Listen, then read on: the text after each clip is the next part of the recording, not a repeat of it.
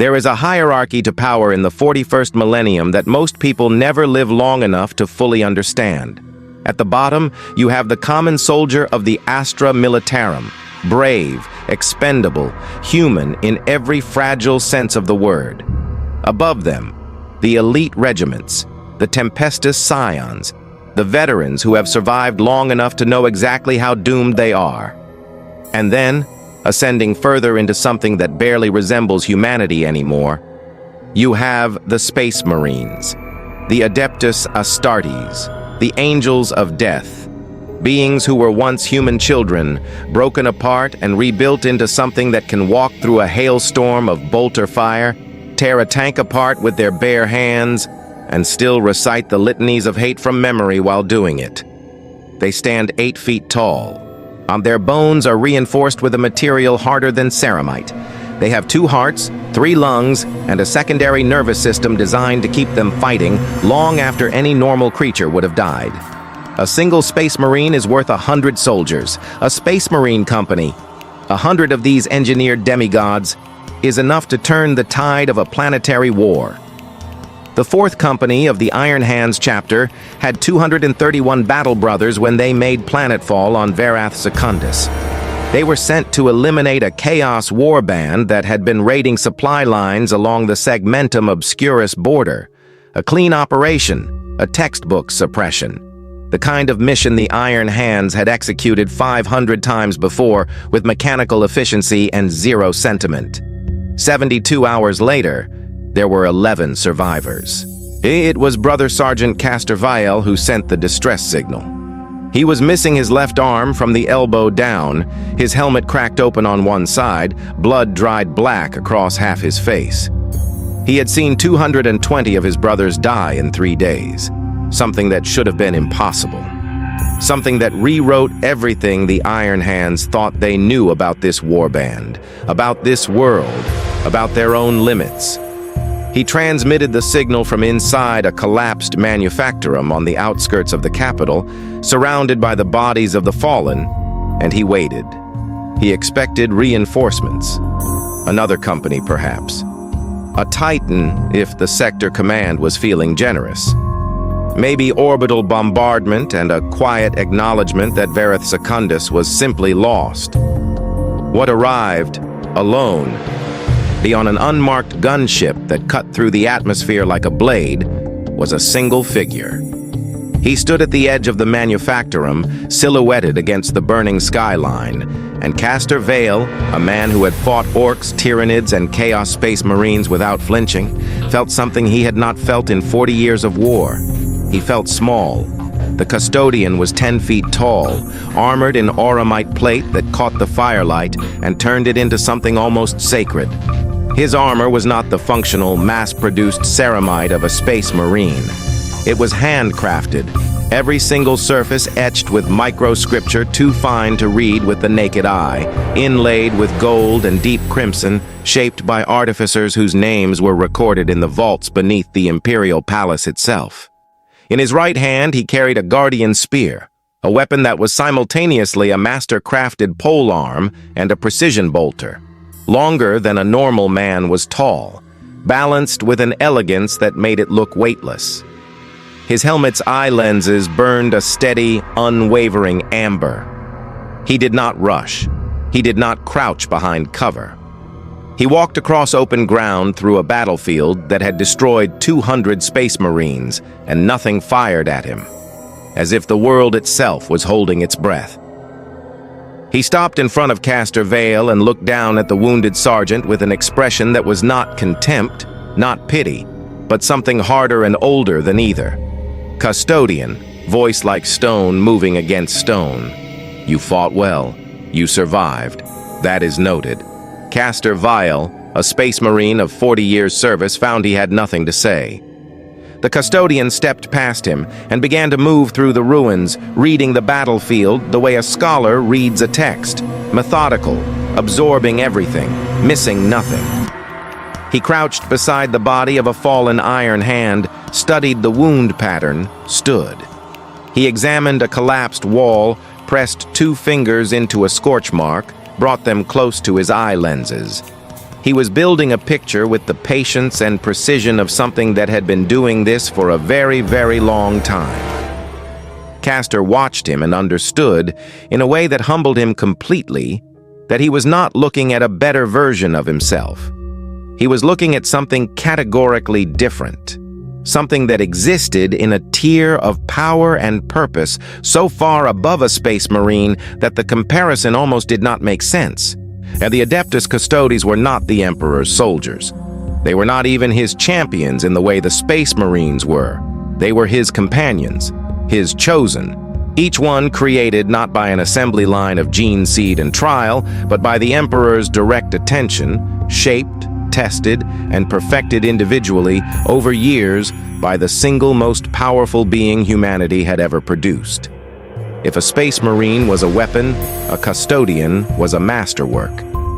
The difference between a laser gun and a force sword, between a wall and a fortress that had never fallen, and he was here, alone, on a world that had just killed 200 space marines. If you want to understand what the Adeptus Custodes truly are, what they represent in the brutal mathematics of the 41st millennium, then stay with us. Because this story is just beginning, and it will redefine everything you thought you knew about the upper limits of human power.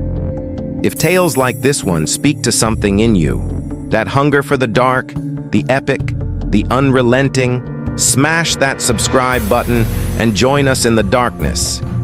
The Emperor protects those who support the channel. Now, let us follow the custodian into the ruins of Varath Secundus and learn what it truly means to be forged by a god. His name was Valdris Oremian, not that he offered it. Castor Viel learned it later, piecing together fragments from the unmarked gunship's transit logs, from a single line of Vox communication between the custodian and an orbital station whose designation did not appear on any Imperial Navy chart. Even then, the name felt less like an identity and more like a formality, a concession to a world that required its inhabitants to be called something. The Custodes did not think of themselves the way Space Marines thought of themselves. A Space Marine belonged to a chapter, wore its colors with fierce pride, carried its history like armor over his armor. Brotherhood was the foundation of everything they were. Remove a Space Marine from his brothers and you diminished him. The pack, the company, on the chapter. These were not just organizational structures. They were the emotional architecture of what an Astartes was. Valdris Oremian had no such architecture. He had served in the Adeptus Custodes for 643 years. In that time, he had stood watch over the Golden Throne. He had walked the corridors of the Imperial Palace at the heart of Terra, those vast and sacred halls where the air itself felt heavy with 10,000 years of accumulated purpose. He had fought beside the Primarch Robert Guilliman during the Indomitus Crusade, close enough to observe the grief behind those ancient eyes. He had killed Chaos Space Marines, demon princes, a hive tyrant that had broken an entire Astra Militarum regiment in under 4 minutes. He had done all of this largely alone, nor in the company of a handful of shield brothers, because the Custodes did not field armies. They did not campaign in the way Space Marine chapters did. They were released into the galaxy in precise surgical deployments, a single custodian dispatched where a lesser force had failed, the way you do not send a crowd to perform surgery. You send one perfect hand. The creation of that hand was a process that defied easy description, where Space Marine recruitment took a teenager and subjected him to a brutal sequence of gene seed implantation, 22 separate organs introduced into the body over years of agony and trial. The making of a custodian was something altogether more intimate and more terrible. The Emperor had designed the process himself. No Primarch oversaw it. No Fabricator General of the Mechanicus fully understood it. Each custodian was not manufactured. He was cultivated, shaped through psychoalchemy, genetic refinement, and direct psychic intervention that took years and produced at the end something that was human in the way a cathedral is human, built by human hands, inspired by human belief. but no longer quite inhabitable by ordinary human lives. Their physical capabilities exceeded those of a space marine in every measurable category. Where an Astartes could bench press several tons, a custodian could exceed that by a factor that military analysts classified simply as immeasurable in standard field conditions. Their reaction time operated at a neurological level so accelerated that a custodian in combat appeared, to observers, to be moving with a kind of terrible foreknowledge, not because they could see the future, but because their nervous system processed threat information so quickly that they were already responding before most beings had consciously registered the danger. Their armor, the auramite alloy of their warplate, was not produced in the forges of Mars. It was produced in workshops beneath the imperial palace by a brotherhood of artificers who considered each suit a lifelong vocation. A suit of custodian plate took decades to complete. A suit of space marine power armor, produced in sufficient quantities to outfit a chapter, could be assembled in a matter of months. Valdris moved through the ruins of Verath Secundus, with all of this behind him, visible in every unhurried step. What he was reading in the battlefield disturbed him. Not because the Iron Hands had died, death was the common currency of the 41st millennium, and even space marines spent it freely. What disturbed him was the pattern of it. He crouched beside the third body he had examined and studied the wound with the focused attention of a forensic scholar. The Iron Hand's armor had not been breached by bolter fire, or by the blade of a chaos weapon, or by any of the conventional brutalities that a warband of this designation should have been deploying. The ceramite had been dissolved, not melted, not cracked, dissolved at the molecular level in a circular pattern roughly 30 centimeters in diameter, the edges smooth and precise in a way that spoke of deliberate application rather than explosive force. He had seen this once before. 14 decades ago, on a world called Sophara's End, during a campaign against a chaos warband that had subsequently been listed in the Ordo Malleus's classified archives under a designation most inquisitors were not cleared to read. A warband that had, by all subsequent intelligence, been destroyed. Valdris Auremian stood slowly. The amber glow of his eye lenses swept the ruins around him with a new quality of attention. No longer the measured assessment of a professional taking stock of a completed catastrophe, but the focused alertness of a hunter who has just realized that the thing he is tracking is significantly more dangerous than the briefing suggested. He activated his vox with a sub-vocalized command. Valdris, completely level, completely controlled. Sergeant Vael, take your survivors to the gunship, lock it from the inside. Do not open it for any reason until I personally disengage the exterior seal. A pause. Caster Vael. Vox. Rough with exhaustion. Custodian. What did you find? Another pause. Longer this time. Valdris. Something that should not exist. Move now, Sergeant. Please. The word please from a custodian was not courtesy. It was the closest the Adeptus Custodes came to expressing urgency. Caster Vael moved. The warband called themselves the Dissolution.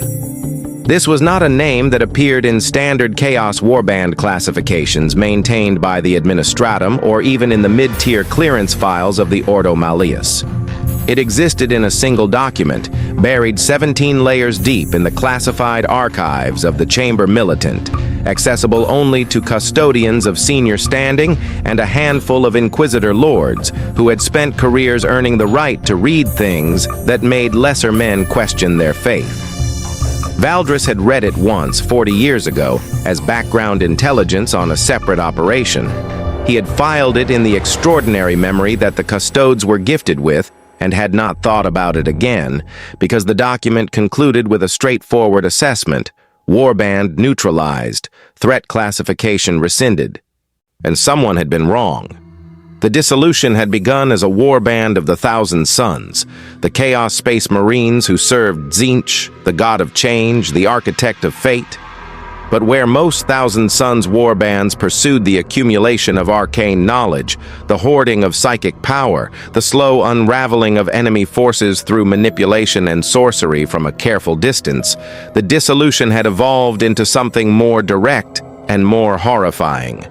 Their sorcerer lord, a being who had been warping himself through chaos mutation for 3,000 years, had developed a weapon with no name in any imperial lexicon. The Custodes document had simply called it the Unmaking Touch, a psychic application so refined and so deeply invested in Tzeentchian entropy that it could deconstruct matter at a fundamental level. Not destroy it. Not burn it or blast it. Unmake it. Return it to the constituent particles from which it had been assembled, as if reversing the act of creation itself. It worked on ceramite. It worked on auramite, too. This was the detail that Valdris turned over in his mind as he moved deeper into the ruins, guardian spear held in a low ready position, each footfall placed with absolute precision on rubble that shifted and groaned under his weight. The Unmaking Touch could theoretically compromise his armor. Not quickly.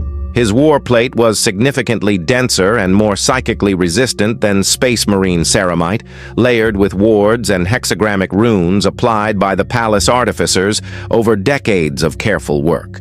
But given sustained application, given a sorcerer of sufficient power and focus, even auramite would eventually yield. And he did not allow this consideration to produce fear. Fear was not absent from Valdris Auremian. The Custodes were not emotionally lobotomized in the way that certain later Space Marine chapters had been engineered towards psychic blankness. Fear existed in him as a piece of tactical data. It told him something important. This is dangerous.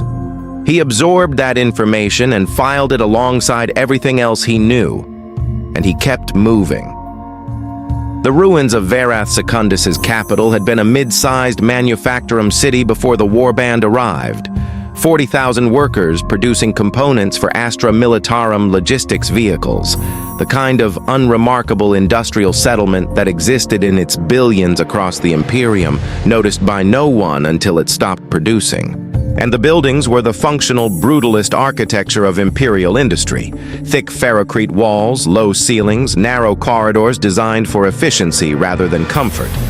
Most of those walls had now been partially or completely demolished, either by the initial Chaos assault or by the Iron Hand's counterattack, leaving a landscape of open rubble fields interrupted by the jagged remnants of standing structures. It was ideal ambush terrain. Valdris knew they were watching him. He had known it for 11 minutes, from the moment he detected the first subtle wrongness in the atmospheric readings cycling through his helmet's environmental sensors, a faint elevation in ambient psychic resonance. The kind of background noise that preceded significant warp activity, the way a drop in air pressure preceded a storm. Yet he had not altered his pace or his bearing. A custodian walking openly through enemy territory was not reckless. It was a statement, an announcement of intention delivered in the language that chaos, for all its endless mutation and corruption, still fundamentally understood. I am here. I am not afraid of you. Come and find out why. They came. Not all at once. That would have been too straightforward for Tzeentch's servants, who prized layered complexity the way other Chaos gods prized brute violence. They came in sequence, emerging from 3 separate positions, with a coordination that confirmed they had been watching him long enough to plan. First, from the collapsed eastern facade of a manufactorum block, 6 Chaos Space Marines in armor the color of blue-green corruption, their plate crawling with slow mutation, the eyes burning with warp light behind cracked visors. Then, from the rubble to the north, 4 more. These ones already part transformed, extra limbs emerging from their armor, mouths stretched too wide, fingers that ended in something between a hand and a question mark. And finally, from the highest remaining structure in the immediate vicinity, a watchtower whose upper levels had partially dissolved, the ferrocrete at its crown eaten away in that distinctive smooth-edged pattern, a figure that was no longer quite shaped like a space marine. The Sorcerer Lord had been transforming himself for 3,000 years, and 3,000 years of Tzeentchian blessing had left their marks enthusiastically. He stood perhaps 12 feet tall, his original armor barely visible beneath layers of mutation that had fused with it organically. The 4 arms extended from his torso, 2 of which ended in hands that crackled with barely contained psychic energy. His helmet had been absorbed into his skull.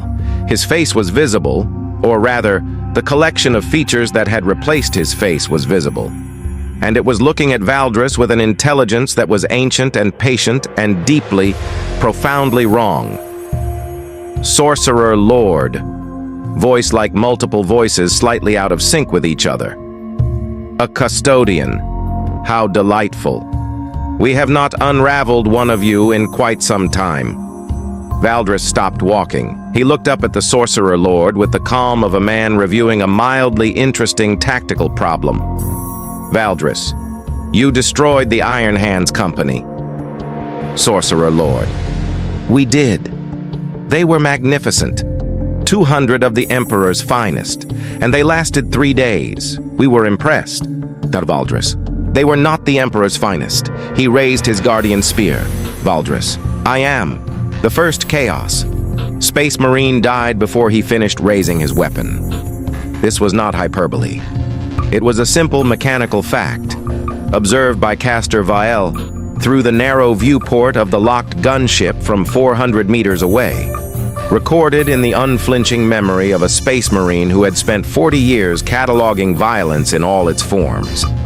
The Chaos Warrior had his bolter halfway to his shoulder when Valdris crossed the distance between them, 30 feet of open rubble, in a single motion that the human eye would have registered simply as he was there, and then he was here, with no meaningful interval between the 2 states.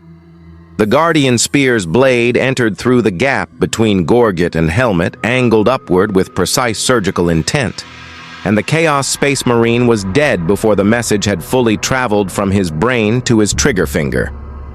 The second died to the spear's integrated bolter. A single shot fired without Valdris breaking the momentum of his advance, the bolt detonating inside the warrior's chest cavity with a crack that echoed off the Ferrocrete ruins. The third and fourth came at him simultaneously from opposite angles, the kind of coordinated pincer that had likely served this warband well against opponents who needed to process the threat before responding. Valdris did not need to process it. His nervous system had already modeled both attack vectors, calculated the single point in space where he could simultaneously neutralize both, and moved him there with an efficiency that made the whole sequence look almost gentle. Almost. The 5th Chaos Marine hesitated. A fraction of a second, barely perceptible. It was the most expensive mistake he would ever make. 6 dead in 11 seconds. The remaining 4, the transformed ones, the ones whose mutations had progressed far enough to make them something more than Chaos Space Marines and something considerably less than coherent, came next, and these were harder. Mutation had not made them weaker. 3,000 years of Tzeentchian blessing had been distributed unevenly across the warband, and the warriors who had received the most of it had been changed in ways that were tactically inconvenient. One had developed a secondary skeletal structure beneath its primary body that continued to function after the first was destroyed. Or another moved in a way that seemed to casually ignore the established relationship between cause and effect, striking from positions it should not have been able to reach, retreating through angles that did not geometrically exist. Valdris adapted.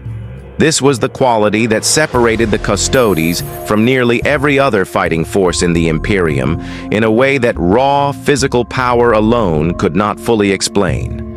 A Space Marine was trained to an extraordinary degree of martial excellence and then deployed repeatedly, accumulating experience over decades of warfare. A Custodian was trained to that same extraordinary degree, then trained further still, for years, in every conceivable permutation of combat that the greatest military minds in the history of the Imperium could devise. And then they were deployed. A veteran custodian like Valdris Auremian did not adapt to a new threat the way a skilled fighter adapted, through conscious assessment and deliberate adjustment. He adapted the way water adapts to the shape of a container, instantly, completely, without resistance or ego. The mutated warrior that moved through impossible angles learned this when Valdris stopped trying to track its movement and instead positioned himself at the single point in the engagement space that all of its impossible angles still had to pass through eventually. He waited there for 0.3 seconds. The warrior obligingly arrived. The guardian spear was already in motion. The one with the secondary skeleton took longer. Valdris destroyed the primary body, observed the secondary structure continuing its advance, made a rapid assessment of its locomotion mechanics, and removed the key structural node at the base of its tertiary spine with a precision strike that demonstrated an anatomical knowledge of chaos mutation that would have impressed the most dedicated Ordo Malleus xenobiologist. Then there was only the Sorcerer Lord. He had not moved from the watchtower. He had watched the deaths of his warriors with those multi-layered eyes, and if there was grief in him, 3,000 years of Tsientian transformation had made it unreadable. What was readable was the slow gathering of power in his four hands, psychic energy accumulating in the way storm clouds accumulate, drawing from the warp through whatever channel of corruption the sorcerer had bored into the fabric of reality over his long centuries of devotion. The air around him was beginning to smell wrong, to taste wrong. And the ferrocrete at the base of the watchtower was developing that smooth-edged dissolution pattern, reality itself beginning to soften in his proximity. The unmaking touch, gathering. Valdris charged the tower. Not because it was the safest option, not because a careful tactical assessment would have identified a direct frontal assault on a 3,000-year-old Tzeentchian sorcerer charging up his most powerful weapon as the optimal approach. He charged because the alternative was to allow the sorcerer the time he needed to reach full power, at which point the tactical options available to Valdris would reduce sharply. A custodian at full physical capability, in undamaged auramite plate, could survive a partially charged application of the unmaking touch.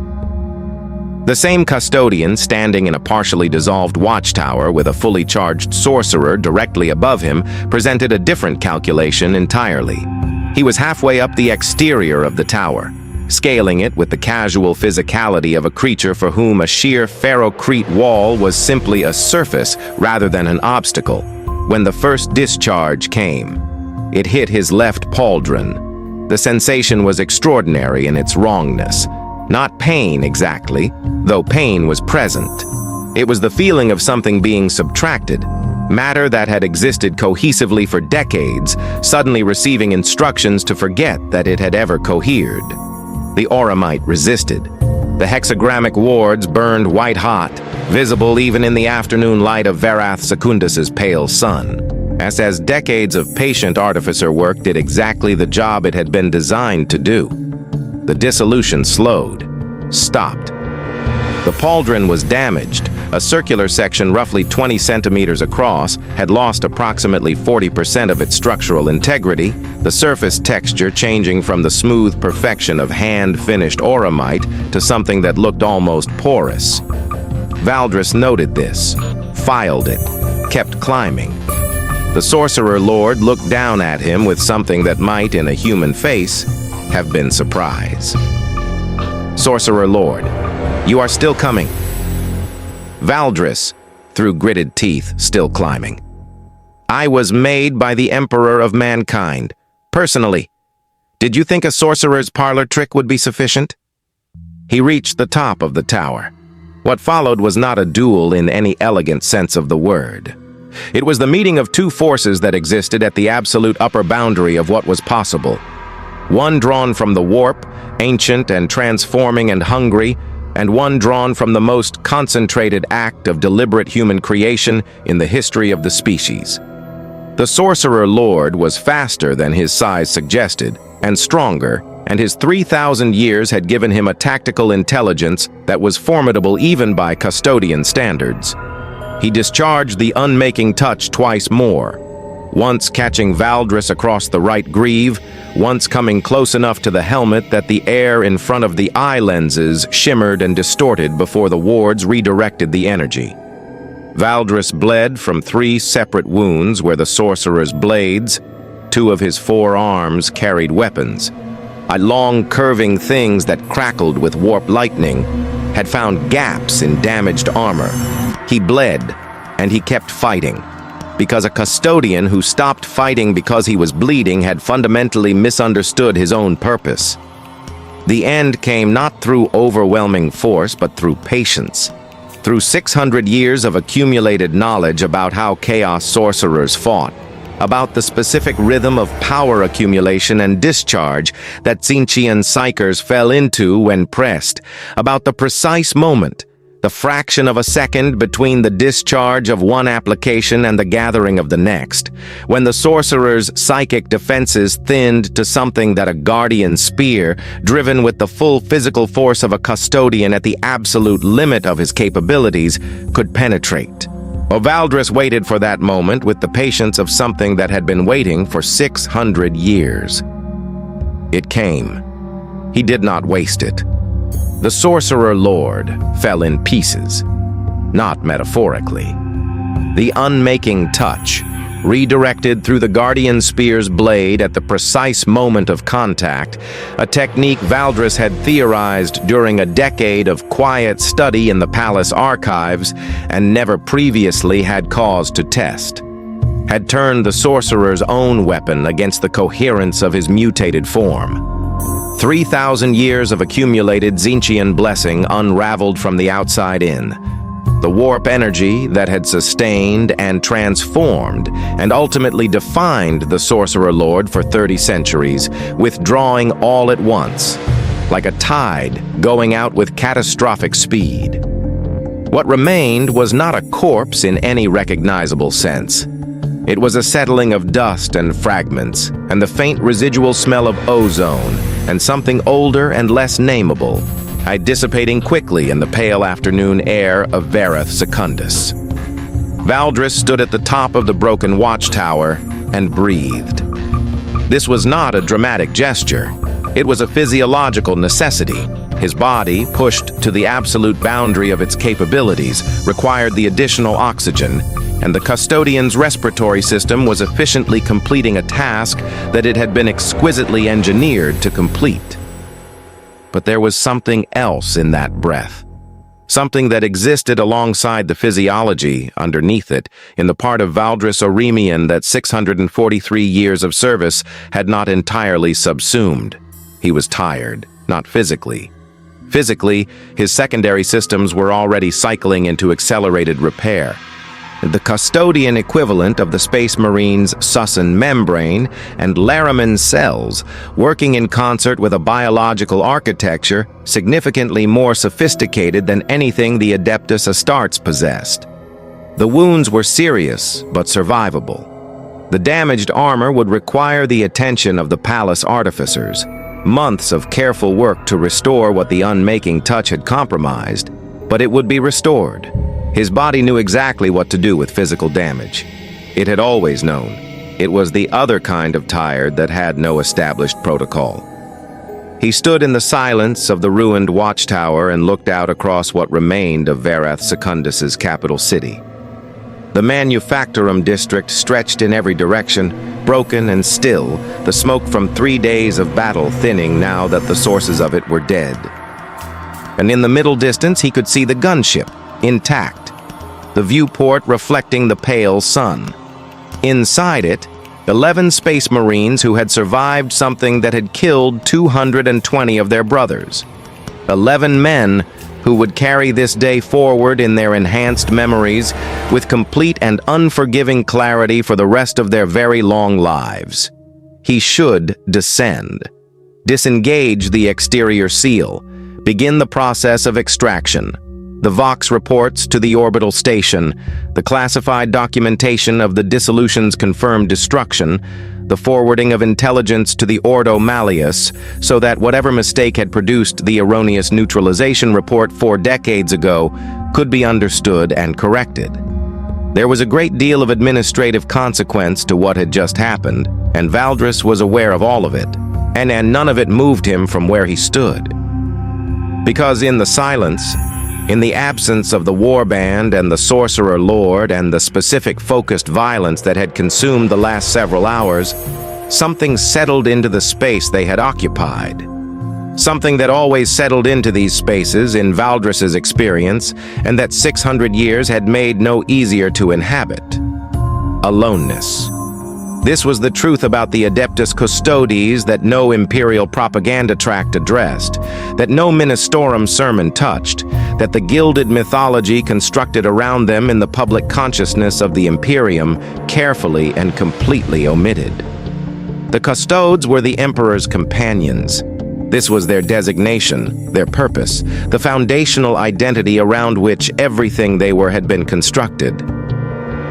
And the Emperor, the being for whom they had been made, in whose service they had been perfected, toward whose protection every decade of their extraordinary lives was oriented, lay silent on the golden throne, sustained by the sacrifice of 1,000 psychers a day, present in some technical sense that the Mechanicus could measure and the Custodes could feel, but absent in every way that the word companion implied. They had been made for a relationship that could not currently exist. Valdris had spoken with the Emperor once. He was aware of how this sounded to those who had not experienced it. Mystical, improbable, the kind of claim that in a lesser context would indicate delusion or corruption.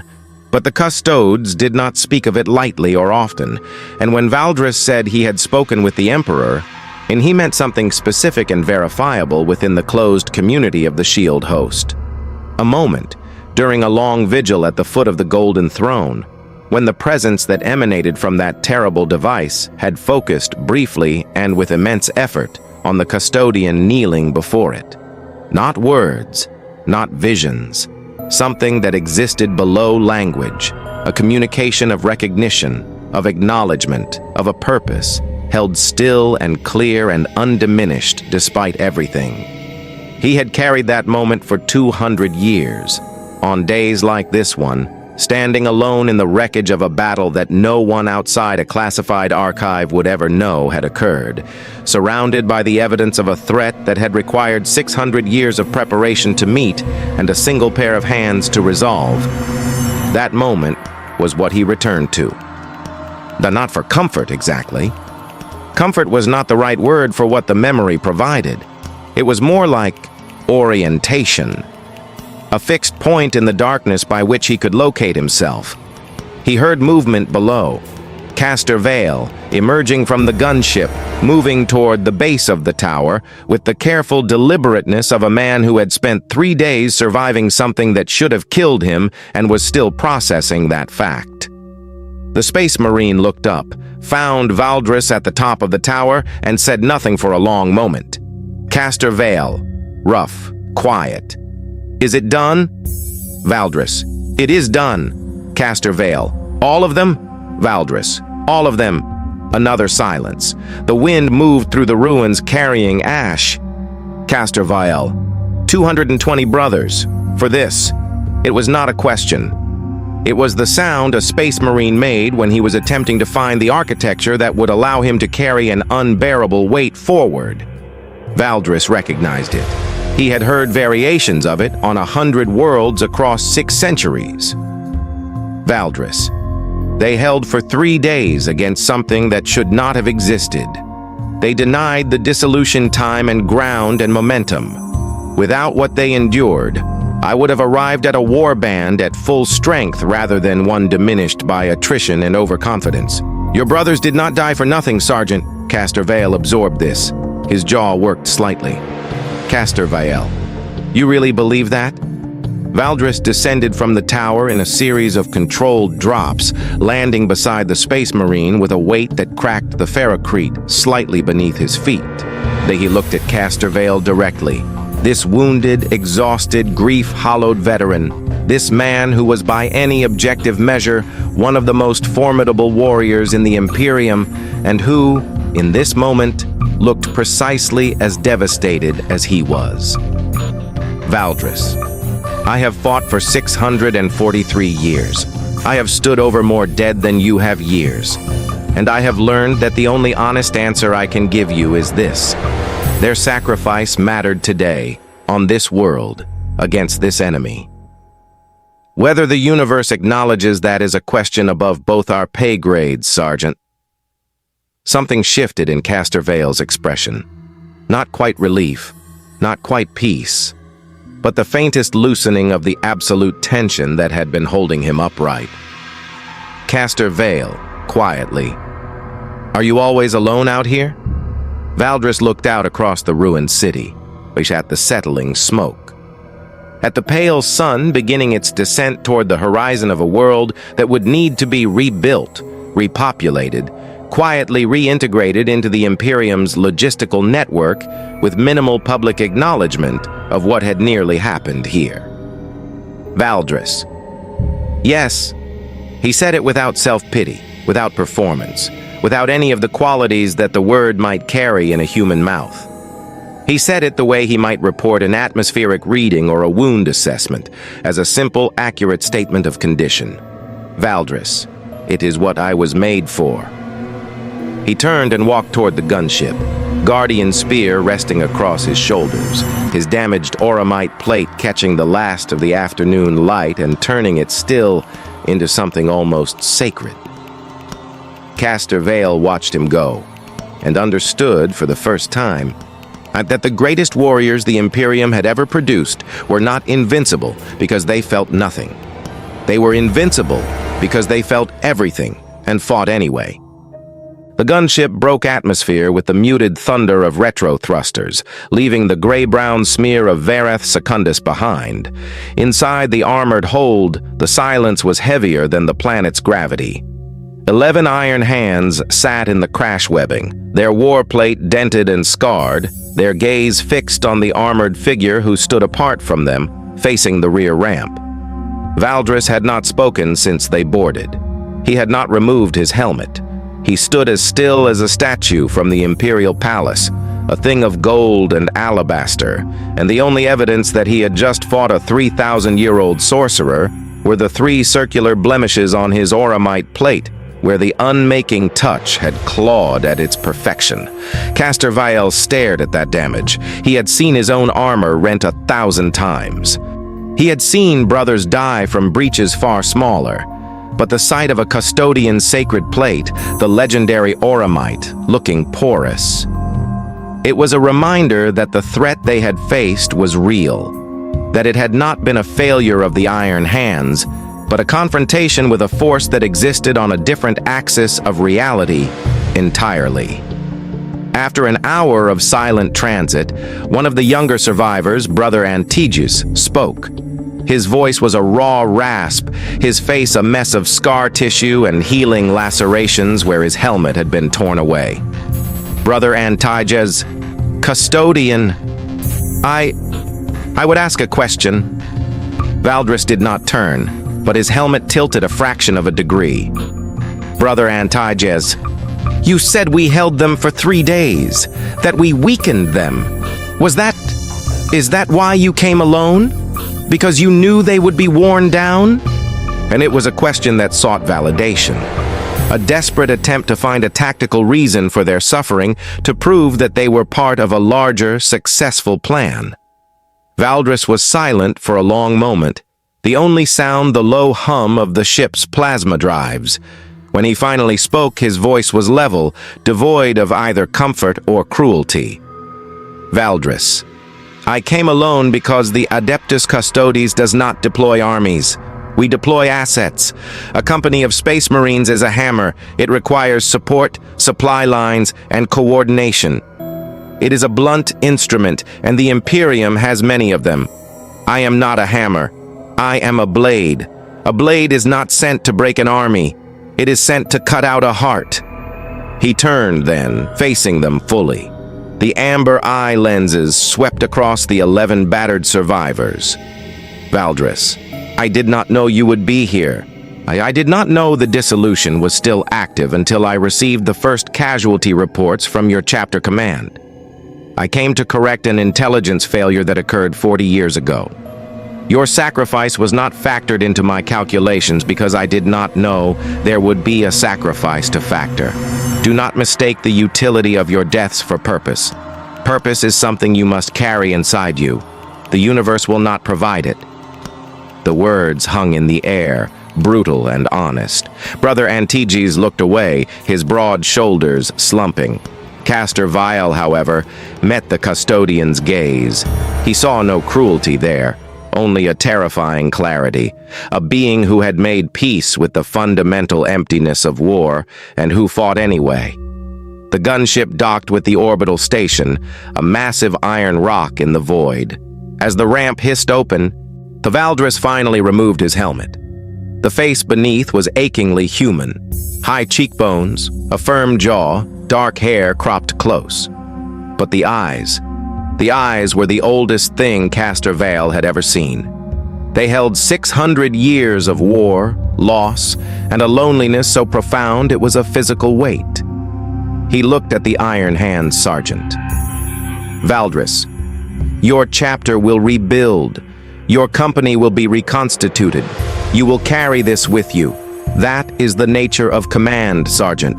The men you lead, the men you lose, they become part of you. You do not get to put them down. You simply learn to carry them more efficiently. He walked past them, his damaged armor whispering against the deck plates. At the threshold of the airlock, he paused. Valdris, the Emperor protects Sergeant Vial, but he does not carry the weight for us. He was gone. Now the airlock cycled, and Caster Vale was left standing with the weight of 220 brothers, and the strange, humbling knowledge that he had just been spoken to by a man who carried a weight 6 centuries deep and never stopped walking. The orbital station Verith Prime was a functional, joyless place. A rockcrete slab in the void, it existed purely to service the war below, rearming void ships, processing troop rotations, and housing the bureaucratic machinery of a sector war. It was not equipped for beings like Valdris Oremian. He had requested a private communication channel. The station master, a portly man with the permanent sweat of anxiety on his brow, had stammered and pointed him toward the astropathic chorus, believing the custodian needed to send a message across the stars. Valdris had corrected him with the patience of a teacher explaining basic mathematics to a child. He did not need an astropath. He needed a high-frequency encrypted tight-beam Vox relay. He needed to speak to a ship in low anchor on the far side of the system, a ship whose designation, when he provided it, made the station master's face go pale. He was now in a small, sterile communication chamber. A hololith flickered to life, casting a blue glow across his repaired, yet still blemished armor. The image that formed was not of a man, but of a creature who had once been one. He was tall, even seated, with flesh that was more polished ivory than skin. Intricate golden circuitry was woven into his cheeks and brow, pulsing with a soft internal light.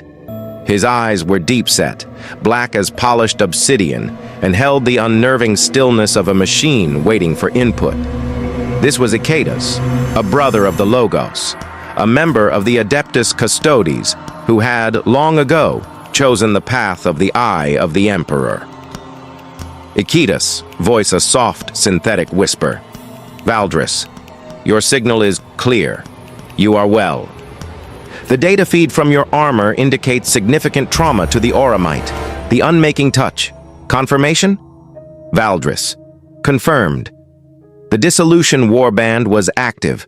Sorcerer Lord Keralos, active for 3,000 years, was the source. He has been neutralized. Exaggerated nodded, a slow, deliberate motion. On his end, millions of calculations were already being processed. He was one of the eyes of the Emperor, a custodian who had voluntarily surrendered his war plate and his identity to become an invisible sentinel in the galaxy's shadows. He gathered intelligence, tracked threats, and served as a silent, omniscient herald for his brothers, who still walked the path of open war. He saw patterns that others missed. He heard whispers in the static of the universe. Ikedas, Keralos. And the file from Sofara's end was marked neutralized. I will trace the source of that error. It was not a simple mistake. The Ordo Malleus archivist who filed it died under unusual circumstances 38 years ago. It was buried, purposefully. Valdris absorbed this, a conspiracy of silence, a single corrupted file designed to hide a monster for 4 decades. It was the kind of slow-burning, intricate treachery that Tzeentch's servants excelled at. Valdris, the warband is destroyed, but the root may go deeper. Ikedas, it always does. I will inform the Captain General. Your service is noted, Valdris. The shield host of Terra will know that one of its own has bled for the throne this day. There was a pause. The hololithic image of Ikedas seemed to soften just slightly. The machine-like stillness gave way to a flicker of something older, more personal. Ikedas, 643 years, Valdris. You have served longer than most. The weight you carry, it is visible, even to me. Valdris met the black eyes of his brother. They had stood vigil together 10,000 years ago in the shadows of the palace. They had watched the sun rise over a Terra that was still whole, still hopeful. That was a ghost now, a memory preserved only in minds like theirs. Valdris, the weight is manageable. Ikedas, that is not what I asked. I have watched you for centuries. I see the pattern. You take the missions that lead you into the deepest dark. You stand where the silence is loudest. You are not seeking death, Valdris. You are seeking something else. A confirmation that the silence is not all there is. Valdris did not flinch. But he did not answer. Ikedas, quietly. There is a place for you here, brother. Among the eyes. The war plate is not the only way to serve. You could lay it down. Walk in the shadows with me. Hear the whispers of humanity, not just the screams of its enemies. It is a different kind of weight, lighter in some ways, heavier in others. The offer hung in the air, to give up the spear, to give up the gold, to become nothing so that he could see everything, to trade the physical solitude of the battlefield for the spiritual solitude of the eternal watcher. Valdris looked down at his own hands, the hands that had killed a god's chosen, the hands that had held vigil for 10,000 years. He thought of the fixed point, the moment of recognition from the golden throne. That was his compass, and it pointed him back into the storm. Valdris, I am not ready to put down the spear, Ikedas. When I do, it will be because he calls me to another purpose. Until then, I will stand in the light, so that you may better see in the dark. Ikedas' expression did not change, but a flicker of something, respect, sorrow, understanding, passed through his ancient eyes. Ikedas, as you will, brother. The Emperor protects. Go back into the storm. We will speak again. The hololith died. Valdris Oremian stood alone in the sterile room, the hum of the station's life support, a dull thrum in his ears. The storm was always waiting. Word count, 884. The next call was not one he was required to make, but protocol and something deeper demanded it. He patched through a standard astropathic communique, routed through multiple relays to mask its origin, addressed to the chapter master of the Iron Hands. The message was brief, encoded in the highest levels of Imperial cipher, and bore the personal sigil of the Adeptus Custodes. It read, "To the chapter master of the Iron Hands. The 4th Company, under the command of Brother Sergeant Castor Vael, encountered and engaged an enemy force designated Dissolution on Verath Secundus. Their actions denied the enemy critical time and resources, enabling a strategic counterstrike that resulted in the complete neutralization of the threat. Their sacrifice was noted. Their duty is complete. See, their honor is recorded in the vaults of the Imperial Palace. By my hand, Valdris Auremian, companion of the Emperor. He did not mention that there were 11 survivors. The chapter master would learn that from his own reports. He did not ask for recognition or reward. He simply recorded the truth of their service in a place where no inquisitor or bureaucrat could ever alter it. The vaults of the palace were not just a storehouse of relics. They were a repository of fact. And the fact of the Iron Hand's Fourth Company's stand was now a permanent part of the Imperium's true history, witnessed by one of its most reliable chroniclers. As the message was shunted into the warp, Valdris allowed himself a moment of something that was almost peace. He had done his duty. He had honored the dead. The machinery of the Imperium would grind on, ignorant of the debt it owed to 220 Space Marines and one lonely blade. The station master's voice crackled over the internal vox, trembling with a mixture of terror and awe. "Station master!" Vox. "Lord Custodian? A ship has arrived. It's for you. They say they're here to collect you." Valdris made his way to the main docking bay. The station's crew, men and women who serviced gunships and frigates daily, pressed themselves against the walls as he passed. They did not look at him directly. They stared at his feet, at the deck plates, anywhere but at the walking legend in their midst. The ship waiting for him was not the unmarked gunship he had arrived on. This was something else entirely. It was smaller, but impossibly elegant. Its hull was a deep burnished gold, its lines sleek and predatory, more like a work of art than a vessel of war. It had no visible weapon ports, no Gothic cathedrals bolted onto its frame. It was a single perfect teardrop of auramite and ceramite, and it sat in the utilitarian docking bay like a crown jewel in a pile of scrap. This was a Prices-class shuttle, the personal transport of a custodian, maintained and piloted by the silent, dedicated servants of the shield host. As Valdris approached, a section of the hull irised open, forming a ramp that led into a warm, golden-lit interior. A figure stood at the top of the ramp. He was not a custodian. He was smaller, a baseline human, but his age was indeterminate. He wore simple, elegant robes of deep red, and his face was calm, placid, utterly unafraid. He was a Sagittarum, a keeper, a caretaker, one of the countless silent servants who maintained the custodian's existence, allowing them to focus solely on war. They were the only humans outside the High Lords themselves who were permitted to walk the inner sanctums of the palace unchallenged. Sagittarum.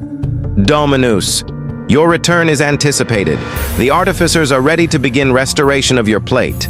The Captain General has requested a full debriefing at your earliest convenience. His voice was soft, melodic, a stark contrast to the brutal utility of the station around them. He stood aside, gesturing for Valdris to enter. Valdris paused at the base of the ramp. He looked back at the gray rockcrete of the station, at the small knot of station personnel huddled near a bulkhead, staring.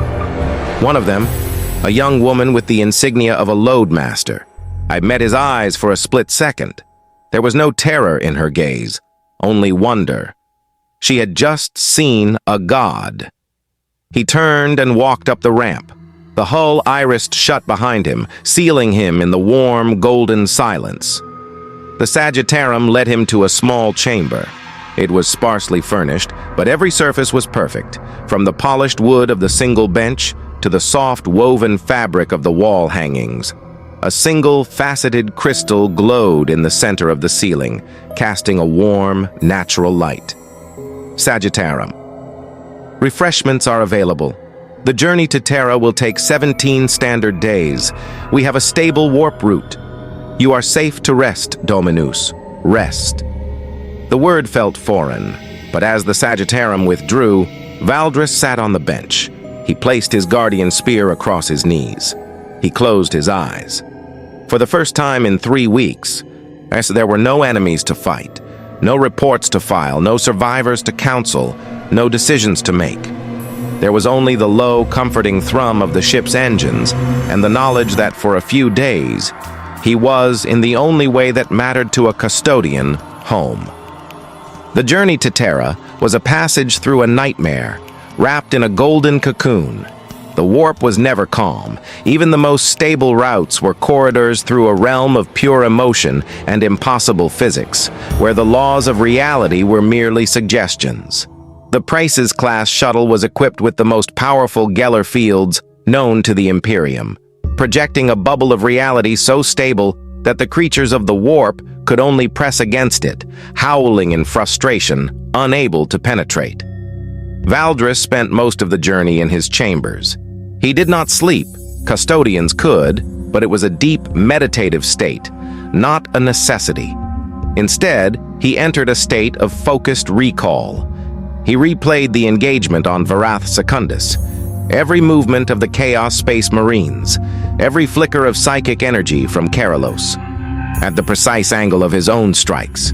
The moment the unmaking touch met his pauldron, he examined each detail, searching for imperfections, for moments where a different choice could have led to a better outcome. It was a process of perpetual self-correction, a ritual as old as his service. There were no imperfections. The fight had been won. Keralos was dead. The dissolution was ended. But the process was not about finding fault. It was about ensuring that the next fight against the next unknowable horror would be won just as decisively. Complacency was the first step toward failure, and failure, for a custodian, was not an option. On the 5th day, the Sagittarum brought him a data slate. It contained a single message, relayed through a dozen secure channels. It was from Iquitas. The source of the corrupted file has been located. A servant of the change, a whisperer in the archives, he has been removed. The trail is cold. For now, your hunt was righteous. Rest well, brother. The shadows are quieter for your work. Valdris read the message twice, then he deleted it. The shadows were quieter. It was enough. On the 10th day, he stood in a small observation bay, staring out at the impossible colors of the warp.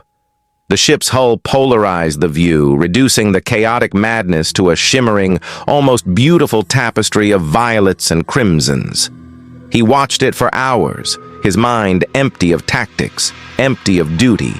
He simply watched. He thought of the Emperor, not the god of the ecclesiarchy, but the being he had known. The towering figure in simple gold, with eyes that held the light of 1 billion suns and the weight of 1 billion sorrows. He thought of the day he had been brought before him, a raw recruit, barely more than a child in body, but already shaped by years of brutal testing. The Emperor had looked at him, truly looked at him, and Valdris had felt himself known, completely. Every strength, every weakness, every flicker of fear and ambition. And in that knowing, there had been no judgment, only acceptance, only purpose. You are made for this, the unspoken communication had said. You are made for me. Will you stand? And Valdris had stood. He had stood for 643 years. He would stand for 600 more, if required. He would stand until the stars burned out and the warp itself grew cold. Because he had been seen, and in that seeing, he had found his fixed point. On the 17th day, the ship shuddered gently as it translated back into real space. The viewing bay's polarizers deactivated, and Valdris saw it. Terra, the throne world, the cradle of humanity, a gray-brown orb, scarred by 10,000 years of habitation, its surface a single, continent-spanning city. It was ugly, brutal, and utterly magnificent. The Sol system was a fortress, every planet, every moon, every asteroid bristling with weapons and ships. But as the shuttle began its long, silent descent through the defense perimeters, Valdris saw none of it. He saw home. The shuttle did not head for the surface. It angled toward a massive structure in high anchor, a space station that was less a station and more a small moon, its surface a labyrinth of golden spires and armored bastions. This was the Magisterium, and the orbital fortress of the Adeptus Custodes. It was from here that they coordinated their deployments, housed their relics, and maintained their vigil over the throne world. As the shuttle drifted into its designated hangar, a cavernous space large enough to hold a dozen Imperial Navy frigates, Valdris felt the familiar weight of the palace's presence. Even from orbit, he could feel it. A psychic pressure, a subtle hum in the back of his mind. The presence of the Golden Throne, the presence of him. He gathered his spear. His armor, still scarred, caught the light of the hangar bay. As the ramp lowered, he was met not by a single Sagittarum, but by a cohort of his brothers. They stood in perfect silence, 10 custodians in gleaming auramite, their guardian spears held at attention. They were of the dread host. Yes, the warriors tasked with the direct defense of the Imperial Palace and the Captain General himself. At their head stood a figure even taller than the rest, his armor a deeper, richer gold, his helm adorned with a long crimson plume. He did not speak. He did not need to. He simply inclined his head, a gesture of profound respect from one warrior to another. Valdris returned the gesture. He was home, but the weight was not lifted. It was simply, for a moment, shared. He stepped forward, and the cohort of his brothers fell into step around him, a golden wall of silent, absolute protection, as they escorted him into the heart of the Magisterium.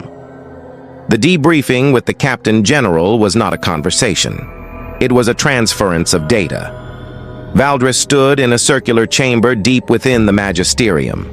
The walls were bare auramite, unadorned, absorbing light and sound. In the center of the room stood a single figure, Trajan Valoris, Captain General of the Adeptus Custodes, the right hand of the Emperor, the most powerful of an already impossible brotherhood. He was armored in the aegis of the throne, a suit of auramite so ancient and so heavily wrought with warding and honor markings that it looked more like a golden mountain given form. He wore no helmet. His face was weathered, strong, the face of a man who had seen 10,000 years of vigil and found it merely a starting point. His eyes, like Valdris's, held the weight of centuries. But where Valdris's eyes held a quiet, personal loneliness, Trajan's held the loneliness of command, the loneliness of knowing everything and being able to share it with almost no one. For an hour, Valdris stood in the center of the chamber and fed his memories directly into the Captain General's mind. This was the custodian way. A psychic interface, controlled and precise, that transferred not just words, but sensations, emotions, tactical data, the full, unfiltered experience of the mission. Trajan stood motionless, his eyes closed, absorbing the information like a scholar absorbing a sacred text. When it was done, the Captain General opened his eyes. They were ancient pools of amber, and they held Valdris's gaze for a long, silent moment. Trajan, the dissolution is ended.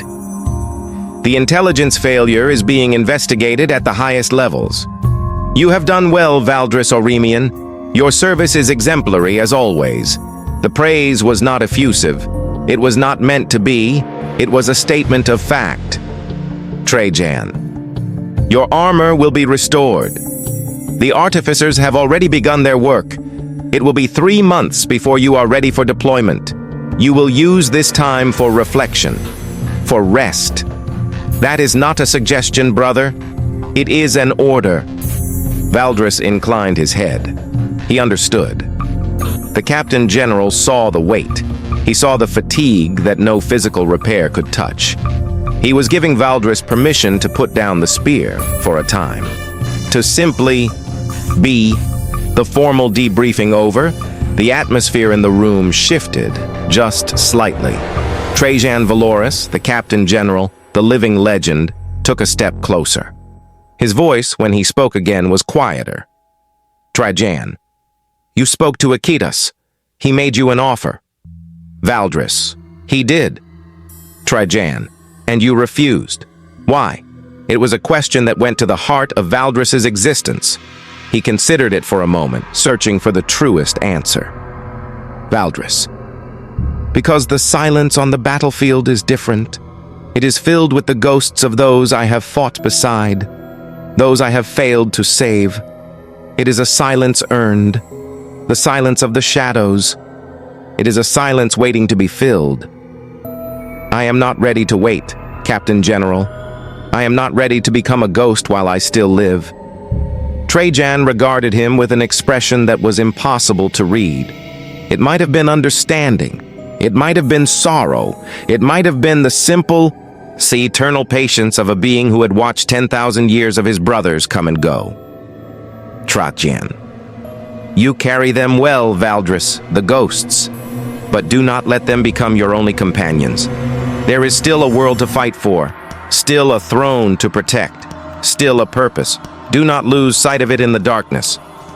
He placed a hand on Valdris's shoulder, a gesture of such profound intimacy between custodians that it was almost shocking.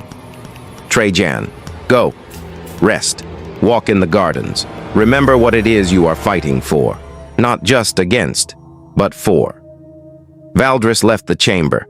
He walked through the silent golden corridors of the magisterium. He passed halls filled with relics of 10,000 years of war, statues of heroes long dead, and the quiet, ever-present hum of the station's artificial gravity. He found his way to a small observation dome, a bubble of transparent armor glass that looked out upon the face of Terra. The planet hung in the blackness, a bruised and beautiful orb. Somewhere down there, in the heart of the Imperial Palace, the Emperor sat on his golden throne, silent, waiting. Valdris stood at the observation dome for a long time. He thought of Castor Vale, carrying his 220 brothers. He thought of Astartes, watching from the shadows. He thought of Trajan Valoris, carrying the weight of 10,000 years.